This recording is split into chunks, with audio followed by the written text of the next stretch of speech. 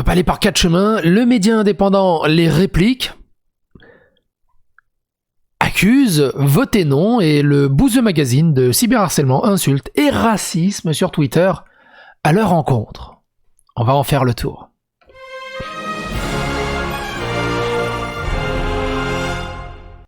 Alors pour ceux qui ne connaissent pas, d'abord Les Répliques, c'est qui sommes-nous et quel type de contenu nous proposons. Créé en juin 2015, Les Répliques est un média indépendant en ligne animé par une équipe de bénévoles passionnés d'actualité médias et d'analyse critique. Notre objectif au quotidien sur lesrépliques.com est de vous informer principalement en vous proposant des réactions sous forme de répliques, d'où le titre Répliques. Il y a aussi des articles et des documentaires, il y a plusieurs choses. Et ils ont sorti un article @Votez Non et le Bouzeux Magazine, cyberharcèlement, insultes et racisme sur Twitter. En octobre 2018, le compte Twitter Votez Non publiait un tweet diffamatoire qui déclencha le début d'une campagne longue et haineuse de cyberharcèlement à l'encontre des répliques. Le tweet prétendait que le média gagnait 6 000 € par mois grâce à l'utilisation commerciale de tweets comprenant ceux du compte Votez Non. 2 de ces tweets, très exactement. 2 tweets comprenant ceux du compte Votez Non, 2 de ces tweets très exactement. Pourquoi je relis cette phrase ? 3 ans plus tard, et après avoir digéré ce torrent de boue et collecté quelques informations, nous tenions à rétablir la vérité sur les accusations dont nous avions fait l'objet et sur l'accusatrice, instigatrice de ces attaques, ainsi que ses centaines de soutiens. Nous nous attarderons sur un en particulier. D'ailleurs, les tweets restent publics s'ils sont utilisés à but commercial de l'autre côté. Je sais pas au niveau des guidelines, si vous êtes des spécialistes de votre côté, mais pour moi c'est public au bout d'un moment. C'est un peu comme le top tweet là. Comment il s'appelle le site là où il y avait top tweet, ils mettaient le top 10 des tweets chaque jour, il y a des tweets rigolos qui balancent. Eux aussi ils gagnent de l'argent sur des tweets publics au final. Et c'est vrai que les auteurs ne touchent rien là-dessus. Nous avions brièvement réagi à l'époque sur les réseaux sociaux, mais à chaud et par l'intermédiaire de notre avocat via un communiqué de presse. Nous réitérons aujourd'hui à tête reposée de manière plus détaillée en apportant de nouveaux éléments au dossier. Le 28 octobre 2018 à 12h36, Votez Non, un compte Twitter se prétendant antiraciste et féministe de gauche, mais before it was cool, suivi par plus de 6000 abonnés à l'époque, déclenchait par surprise les hostilités en publiant publiquement ce tweet. 6 000 € par mois pour faire des copier-coller de mes meilleurs scuds pendant que je vis dans la misère avec mon fils. Et donc il partage le tweet, le Tipeee qui est de 6 500 € pour 700 tipeurs. Et aujourd'hui, 3 ans plus tard, c'est 132 € pour 40 tipeurs. Ça a fondu du feu de Dieu. Quarantenaire, mère d'un enfant et femme seule qui vivrait dans la misère, cette utilisatrice de Twitter affirmait donc que nous, guignols, utilisions ses meilleurs scuds pour en faire un business. Alors quelle galère avec bébé. Non, Votez Non dit « Je n'ai jamais permis l'utilisation commerciale de mes écrits. » Je crois que dès que tu t'inscris à Twitter, implicitement tu le permets. C'est attaquable, mais j'ai pas que ça à foutre. Alors généralement quand on dit c'est attaquable mais c'est pas que ça à foutre, au bout d'un moment c'est qu'en fait il n'y a rien derrière. Et l'action collective n'existe pas encore en France. Donc je vais ouvrir mes tips. Il n'y a pas de raison que des guignols soient soumis à l'ISF pendant qu'on galère avec bébé. Alors c'est pas 6 000 par mois que t'es allé à l'ISF, ça ne marche pas comme ça. Que les répliques volaient la propriété intellectuelle des personnes qui vivent en dessous du seuil de pauvreté, 2 tweets en l'occurrence le concernant. Ils volent la propriété intellectuelle de personnes qui vivent en dessous du seuil de pauvreté pour obtenir des salaires de ministres, et c'est ça qu'ils ont du mal à assumer, d'être des rapaces. Ce que voulait exprimer @Votez Non avec beaucoup de haine et d'acharnement pouvait se résumer ainsi. Mes 2 tweets sélectionnés valent 6 000 € et me reviennent de droit, ou en partie. D'ailleurs, elle ne se privera pas pour réclamer ses chèques. Ce qui est assez rigolo parce que ce genre de compte, pareil que Votez Non ou que d'autres, passent leur temps comme le Bouzeux Magazine, comme tout le monde au final. Ce que je veux dire par là, c'est que c'est pas spécifique à Votez Non, c'est spécifique à Internet. Ces gens passent leur temps à dire « Regarde lui, dans ce tweet il a dit ça, regarde lui, dans ce tweet il a dit ça, regarde lui, dans ce tweet il a dit ça ». Mais lui, il n'y voit pas de problème à utiliser justement des tweets publics à gauche à droite. Mais dans l'autre sens, ça pose problème. Il y a Bismatoge qui est beaucoup cité aussi, on attend nos chèques. Outre la victimisation faisant référence à une prétendue pauvreté, misère, galère avec bébé, et les insultes par centaines, nous y reviendrons en détail plus tard. Nous vous expliquons pourquoi ces propos sont diffamatoires.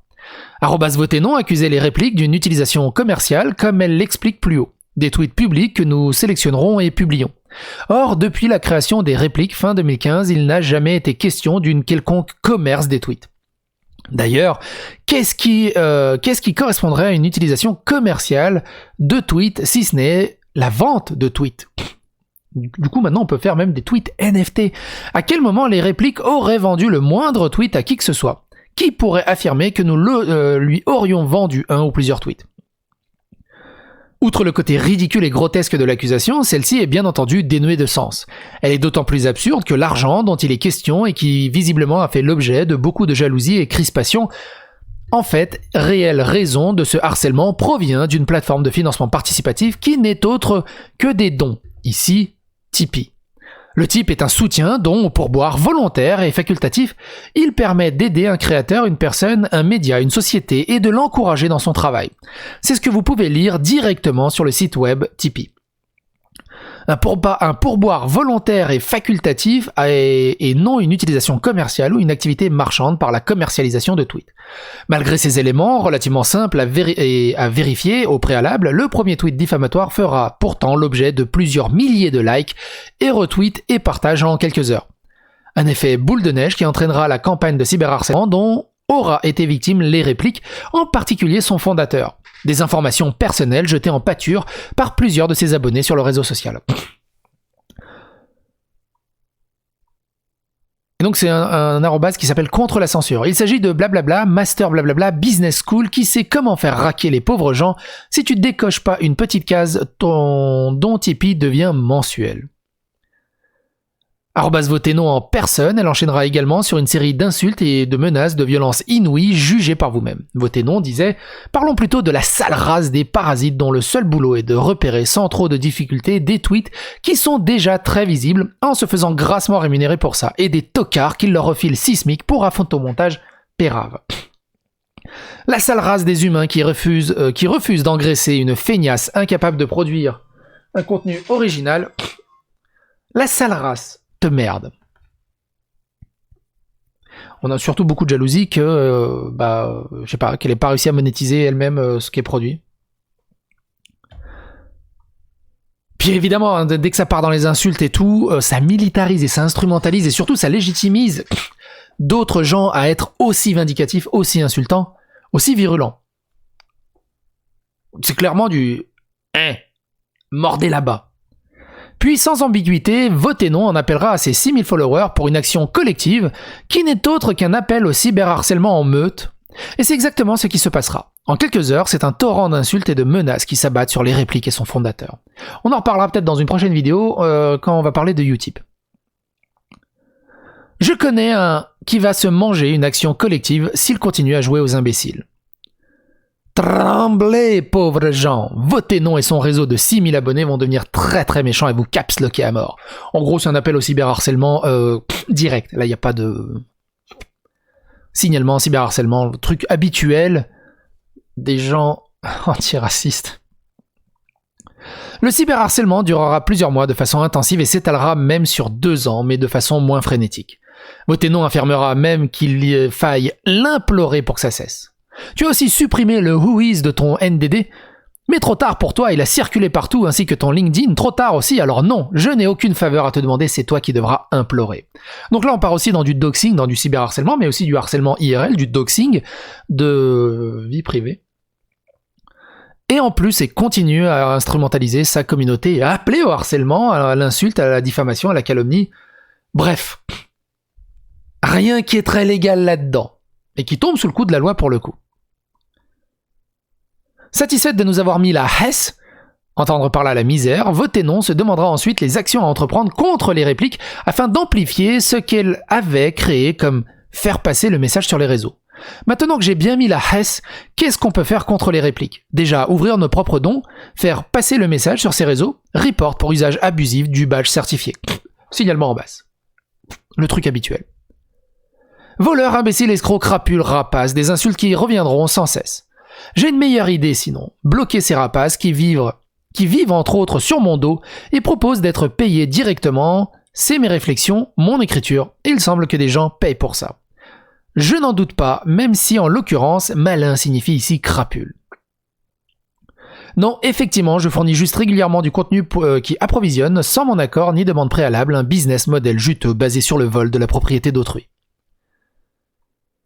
La même chose, MDR, c'est affligeant, mon contenu, je ne le pique à personne, il est unique et original. Je le propose gratuitement, entre 2 corvées et un enfant à nourrir parce que je l'ai décidé. Je refuse d'être exploité gratuitement par un imbécile.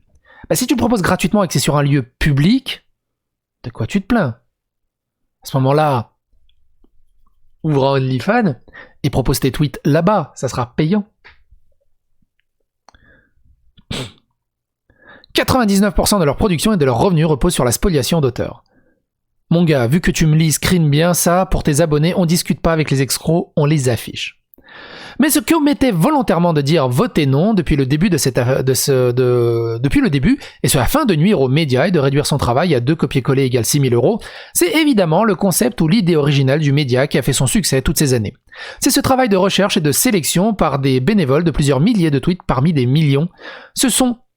C'est certaines, voire ces milliers d'heures de travail à éplucher Twitter afin de vous proposer le meilleur de la répartie et de la punchline sur le web. Ce sont également ces articles, ces documentaires, ces interviews dont elle ne dira pas le moindre mot. Résumer toutes ces années par la sélection de 2 de ces tweets qui, sans eux, ne nous auraient pas fait gagner ces 6 000 €, ça fait plus de buzz, et elle l'avait bien compris. Ce qu'omettait également de dire votez non, c'est que nous sommes pas les seuls à sélectionner et à proposer des tweets publics à les diffuser. C'est le cas de beaucoup d'émissions, chaînes info et médias professionnels qui eux génèrent pour le coup de gros revenus notamment publicitaires, Quotidien, LCI, BFM TV, TPMP ou même les GG RMC pour ne citer que. On part de la base, c'est des tweets publics. C'est public. Donc l'utilisation, elle en est publique. Exemple avec les GG de RMC, l'émission Télé Web Radio. Ou bien les revues de presse des haters de Pablo Mira dans Quotidien sur TMC. Ici, Pablo Mira donne la parole aux Français, vrais ceux qui n'ont pas peur de dire la vérité. Tout au long de ses interventions, le fondateur de Gorafi propose une sélection de tweets drôles qui ont fait le buzz, c'est le cœur de sa chronique. Visiblement être cité par les répliques, c'est se faire voler, mais être cité par Quotidien ou les GG, c'est gratifiant. Ce qu'on mettait surtout de vous dire votez non, c'est la raison de ce Tipeee. Le don reçu par nos tipeurs à leur seul et bon vouloir et non par une commercialisation de tweets. N'était pas destiné à aller dans nos poches personnelles, mais au seul développement du média. Nous avons à l'époque lancé le Tipeee dans un but précis, la création d'un nouveau site web, ce site en fait partie. La location de locaux, de nouveaux contenus plus riches tels que des enquêtes et des reportages photos et vidéos, des dessins d'actualité, etc. Bref, professionnaliser le média, ce qui était clairement précisé sur la page Tipeee. Mais Votez non a préféré intentionnellement occulter tous ces éléments afin de manipuler le plus grand nombre. Un en particulier qui est venu mettre son grain de sel et étendre le cyberharcèlement, le Bouzeux Magazine, @lebouzemag sur Twitter. Un youtubeur se prétendant de gauche au discours féministe, progressiste, mais surtout en quête de buzz, d'audience et de tips pour se payer des packs de bière. C'est écrit sur sa page Tipeee. On va pas revenir sur l'arc du Bouzeux. Je vous laisse le lien dans la description de la playlist dédiée au Bouzeux Magazine. Vous pourrez retrouver l'information aisément. Le Bouzeux Magazine entamera également une série de tweets diffamatoires et insultants, ce qui intensifiera le harcèlement à notre rencontre. Retenez bien le mot consentement dans le premier tweet. Et ça, le consentement, c'est un expert en la matière, le Bouzeux. J'avais déjà été choqué il y a un moment par l'ouverture d'un Tipeee par les répliques. Ça a l'air de ressortir, alors on va faire le point. Toute la visibilité et le contenu des répliques se base sur le copier-coller de réparties piquées aux autres sans leur consentement. C'est de la compilation, alors c'est un travail notamment vérifié, mais un travail de gestion et celui des autres. Sans celui des autres, il y aurait pas les répliques. Pour ce travail de compile, il peut y avoir une rémunération, mais avoir une activité lucrative, 6 000 € c'est largement suffisant pour la maintenance et faire des copier-coller, hein. Sur la création intellectuelle des autres, sans leur donner leur part, droit d'auteur, c'est juste dégueulasse et illégal. C'est rigolo hein, quand lui, également, une grosse partie de son taf et de ses vidéos, c'est aussi de montrer des morceaux de tweets, des morceaux de vidéos, des morceaux d'articles. Hein? Et puis, il appelle pas tout le monde pour leur dire « Je peux utiliser ton tweet ?» Non, il le fait. Retenez également violation des propriétés intellectuelles pour un tweet.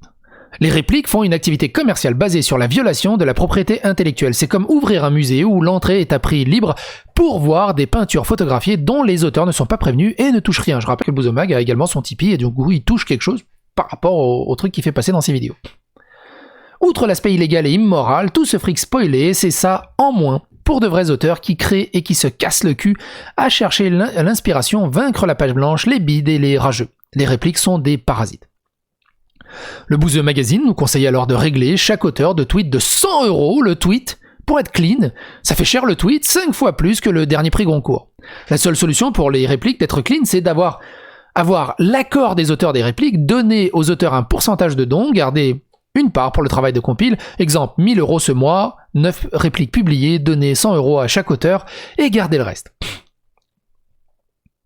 Faudrait qu'on en parle par rapport à ces vidéos. Le Bouzeux Magazine a même pris le soin d'écrire un article sur son blog intitulé « Les répliques sont des parasites », toujours en ligne, où il approfondit son argumentation injurieuse, farfelue et hypocrite, et depuis 2018, il n'a eu cesse de faire la morale et d'harceler des comptes tels que le nôtre, ou bien ceux des dessinateurs, auteurs ou youtubeurs qui ne lui plaisaient pas et ou dont il jalousait la réussite.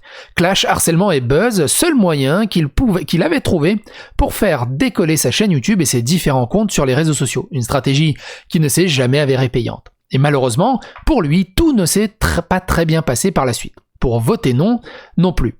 Nous y reviendrons plus tard. Puisque le youtubeur qui se disait féministe a été accusé courant 2021 d'agression sexuelle pour 2 de ses ex-petites amies, pas une mais 2. Il a d'ailleurs reconnu les faits révélés par l'une d'entre elles dans les vidéos postées en novembre 2021. On va pas revenir également sur cette affaire. Allez dans la playlist dédiée au Bouzeux Magazine, on a largement couvert cette affaire. Mais il a dû couper la partie où il reconnaît ces faits après s'être pris une avalanche de messages hostiles en déclarant le 6 décembre 2021 « J'ai coupé la partie sur A, trop culpabilisante ». Nous ne rentrerons pas dans les détails sordides de cette affaire, mais être traité de parasite et voleur par un homme doublement accusé d'agression sexuelle, c'est assez insolite. Encore plus lorsque l'on nous fait la morale sur le consentement à propos d'un tweet public. Or, le consentement, ce n'est visiblement pas un domaine qu'il maîtrise. Petit échantillon de réaction suite à ces révélations et aux vidéos qu'il a postées. Un vlog en forêt avant de reprendre une activité normale. Le point vlog culture du call-out.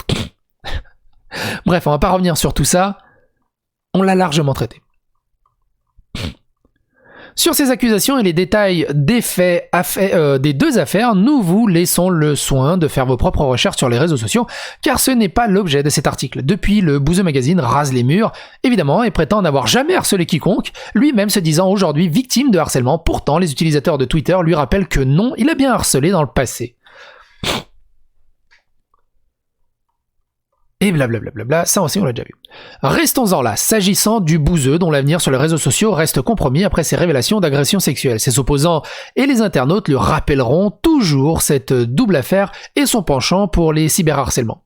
Nous ne sommes pas dans une démarche de vengeance, mais souhaitons juste comprendre et faire savoir à nos lecteurs les profils de ceux qui nous ont gratuitement attaqués, se targuant d'être de gauche, humanistes, féministes. Bref, les plus purs, quoi.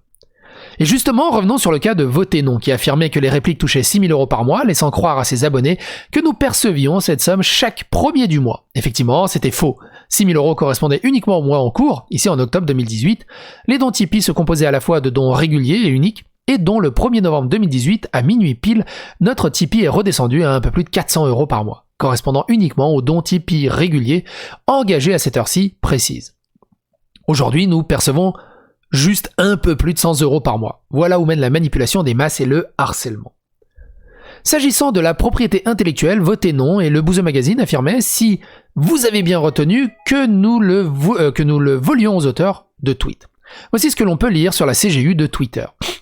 Vous conservez vos droits sur tout contenu que vous soumettez, publié ou affiché sur ou via les services. Ce qui est à vous vous appartient. Vous êtes le propriétaire de votre contenu, ce qui est inclus vos sons, photos et vidéos intégrés.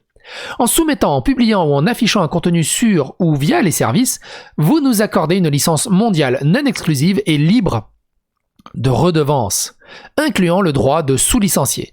nous autorisant à utiliser, copier, reproduire, traiter, adapter, modifier, publier, transmettre, afficher et distribuer ce contenu sur tout support et selon toute méthode de distribution actuellement connue ou développée dans le futur.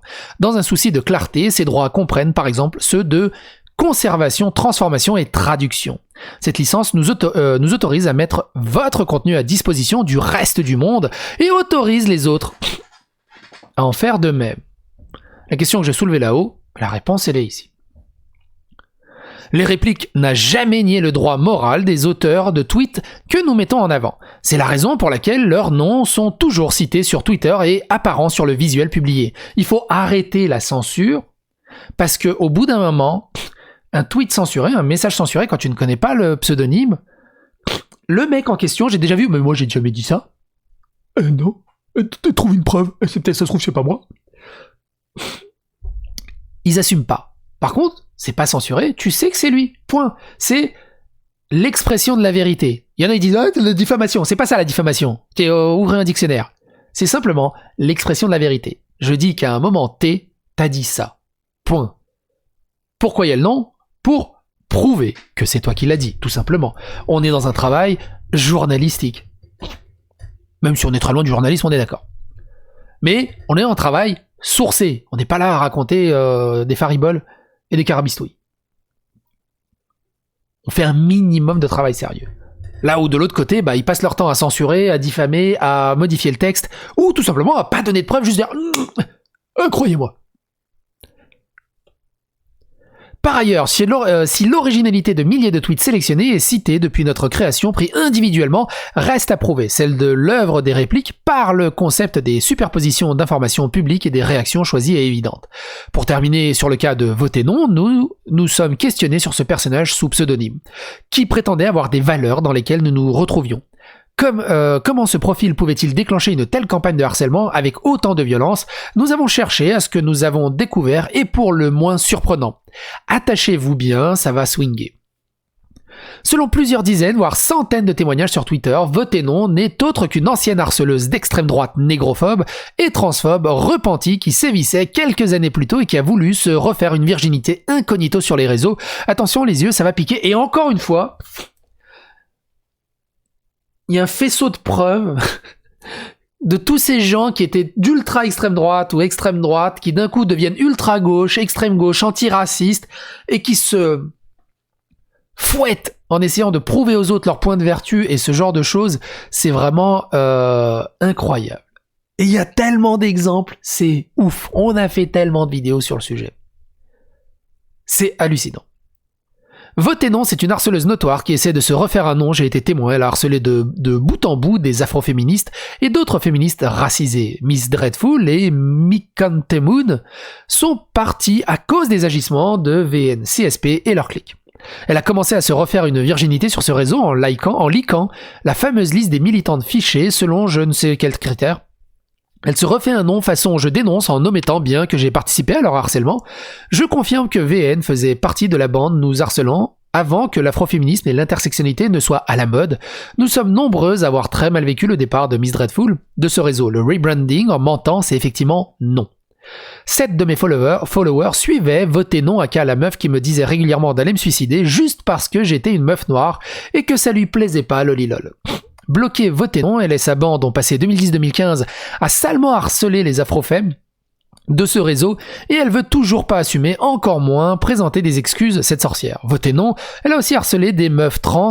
Après, si votre délire c'est de follow et d'être pote avec une meuf raciste et transphobe, venez pas vous plaindre quand ça vous retombera dessus parce que moi je note dans mon carnet. Vous verrez, vous sauriez le nombre d'antiracistes, woke et tout, qui sont derrière des ultra gros racistes, transphobes, enfin bref, qui essayent de se faire des points de vertu, mais qui derrière ont des espèces de biais, de travers honteusement odieux et dégueulasses, c'est ouf.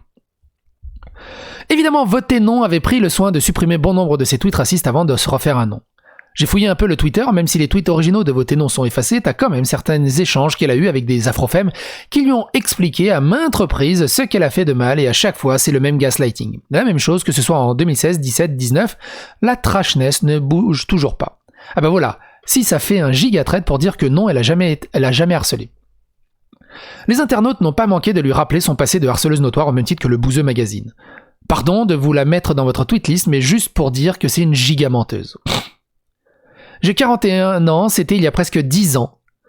Non seulement je n'ai participé à aucun harcèlement contre les afrofemmes, j'ai même dénoncé leurs pratiques et suis parti tout pour cela. Elle a dénoncé leurs pratiques, mais elle est partie pour cela. À l'époque, j'avais même pas une centaine d'abonnés et pourtant je me prenais régulièrement des raids.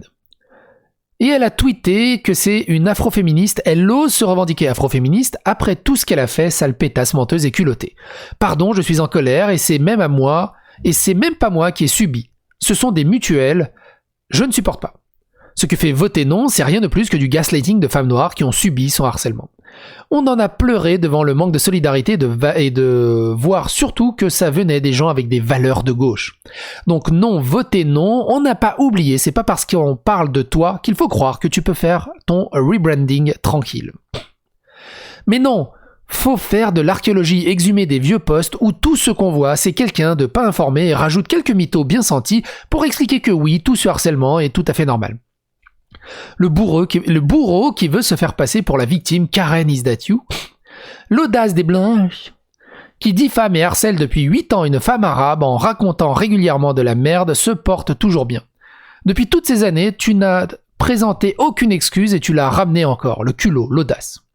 C'était pas de la maladresse mais un harcèlement continu envers des femmes noires et des personnes noires trans sur plusieurs années. Quelques screens de ces odieux tweets ont publications racistes et menaçantes de l'époque où voter non penchait plutôt à l'extrême droite sur l'échiquier politique. Alors ma petite jeunesse hitlérienne, c'est quoi les bails avec nos gauchistes, humanistes, féministes, fans de Kémy Séba et de Malcolm X ? Ces meufs sont des véritables crevures, faut les dégager. Meuf, tu as vécu ce que tu as vécu avec ce trou-duc, mais tu as été aussi ignoble que lui, même d'un point de vue négrophobie. Tu déconnes, tu venais harceler Mrs. Roots pour lui dire « Ah oui, tu utilises un nuancier Pantone pour décider qui est racisé. » Espèce de racialiste. Oui, Mrs. Root, j'utilise des nuanciers, des diagrammes et des schémas. Quel est le problème ? On n'a pas droit aux images. Pour ça qu'ils sont devenus woke, hein, d'ailleurs. Ils ont l'habitude d'utiliser des Pantone pour ce genre de choses. Faudrait peut-être réfléchir et regarder avec qui vous traînez, c'est-à-dire des personnes qui sortent un échéancier Pantone. À ton avis, je suis de quelle couleur ? Parlez de racisme, sur ce, je vous souhaite une belle journée avec ces grands hommes et grandes femmes d'Afrique que vous énoncez. Elle est vraiment noire, la sale garce, je sais pas de quoi il parle. Si avoir la peau blanche comme mon cul n'est plus un facteur déterminant pour être considéré comme noir, alors peut-être. Depuis, et comme le Bouseux Magazine, voter non rase désormais les murs et se fait très discrète sur la toile après s'être fait épingler par la twittosphère avec de nombreuses reprises pour son racisme et son harcèlement. Elle a finalement décidé de définitivement fermer son compte Twitter en 2020 tout en créant l'anagramme Noveton. Sans esprit de vengeance, toujours, même si la roue tourne à tourner, nous souhaitons juste comprendre le mécanisme qui a engendré ce cyberharcèlement de masse, cette HES, comme nous l'a signalé Voter non. Révéler les profils fallacieux de nos détracteurs les plus sadiques qui ne sont ni de gauche ni féministes ou antiracistes, tout le contraire. Cette campagne haineuse a malgré tout eu ses effets positifs, nous en avons tiré les conséquences depuis en ayant notamment peaufiné nos méthodes de travail. Enfin, si certes Voter non et le Bouseux Magazine ont réussi leur coup et en partie leurs attaques nous ayant laissé quelques traces et notre Tipeee ayant drastiquement fondu, nous sommes toujours debout et plus fortes qu'avant. Mais voilà toutefois où mène ce type d'action ciblée basée uniquement sur la jalousie, de la frustration et de la mauvaise foi. Nous tenions cependant à remercier toutes celles et ceux qui nous ont soutenus depuis le début et qui continuent de le faire. Celles et ceux... Faut arrêter avec celles et ceux, qu'est-ce que ça m'énerve cette expression. Celles et ceux qui ne sont pas laissés berner et manipulés par des individus nocifs, cupides, hypocrites et peu scrupuleux. Les répliques. C'est une histoire assez intéressante, j'espère qu'elle vous a intéressé autant qu'elle m'a intéressé. N'hésitez pas à phagocyter l'algorithme de YouTube, à partager sur les réseaux sociaux, abonnez-vous, likez, clocher, donnez votre avis, votre opinion et à bientôt pour d'autres aventures.